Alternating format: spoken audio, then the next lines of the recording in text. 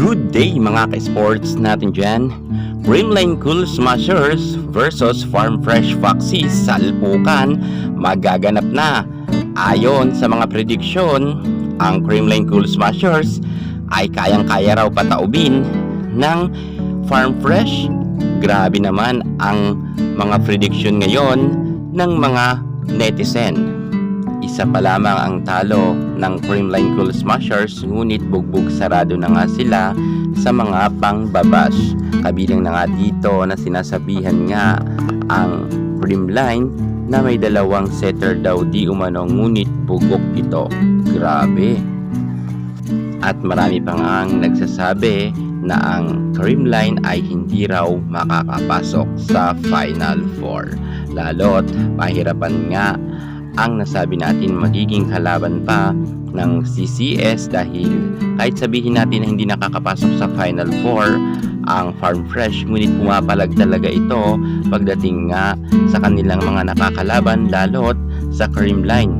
Matagal na nga natin napapansin noon, halos nakakasabay nga ang Farm Fresh sa lakas ng Creamline, at dahil dyan ay wala nga ang ating Alyssa Valdez Tots Carlos Gemma Galanza. Delikado raw di umano ang nasabi nating Creamline Cool Smashers. Aalamin natin ang tapatan ng dalawang team na ito, kung sino ba talaga ang mananaig. Pero bago ang lahat, subscribe ka muna, i-click ang ating notification bell para lagi kang updated sa lahat ng issue sa volleyball.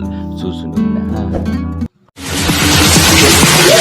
Stars, I'm a fool for your love.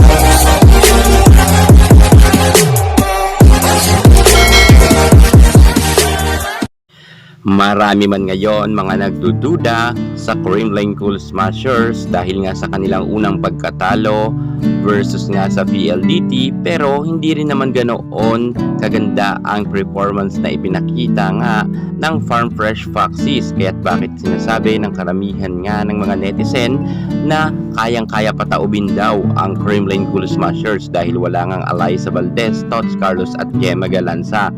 Mukhang mahihirapan dito ang Farm Fresh makalusot, at hindi ako naniniwala sa mga karamihan ng prediction ngayon na kayang-kaya nga pataubin ng Farm Fresh ang Creamline Cool Smashers. Of course, mayroon naman talagang kasabihan tayo na bilog ang bola, pero pagdating sa Creamline Cool Smashers, kayang-kaya natin yan pabaguhin dahil alam natin ang dugong champion ay nananalaytay nga sa Creamline team, samantalang ang Farm Fresh Foxys ay hindi pa ganoon kahinog. Para nga sila ang team na magpapatumba sa CCS dahil sa naging performance nga ng kanilang laban ay malayong malayo ang kanilang tapatan, dahil eto nga nang nakalaban ng PLDT ang nasabi nating Creamline, natalo man ang CCS pero nagkaroon sila ng 16 points. Michelle Gumabaw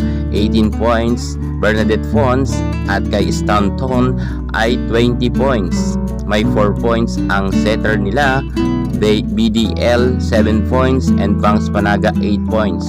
Malalakas ang mga players ng Creamline, walang buhatan na nangyari dahil lahat nga ay talagang gumalaw, maliban nga dito sa Farm Fresh Foxys na hindi nga naka double digit ang ibang mga players dito, at si Murillo nga na kanilang import ay naka 10 points lang ito, samantalang si Caitlin Biray lamang ang naka 13 points na siya ang pinaka may mataas na puntos. So ibig sabihin, kung sa tapatan nga na magaganap mamaya versus nga sa Creamline ay hindi pa talaga uubra ang Farm Fresh Foxys. Kaya sa mga nagsasabi dyan, mga nagpipredict na kayang-kaya nga talunin ng nasabi nating Farm Fresh ang CCS, well, hindi po ako dyan naniniwala. Malayong malayo po na manalo ang Farm Fresh Foxys. Taga nyo yun sa bato sa mga bashers dyan ng Creamline at hindi nga naniniwala sa Creamline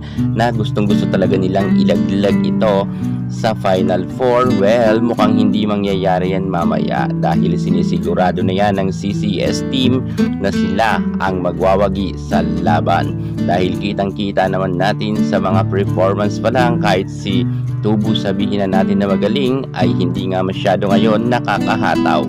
Pagdating naman sa kanilang middle blocker si Tagsip at itong si Cruz ay hindi naman talaga ganoon ka-level up pa ang galing dahil mga bago pa lang naman to sa pro. At si Murillo nga ay hindi rin siya masyado nakakahataw.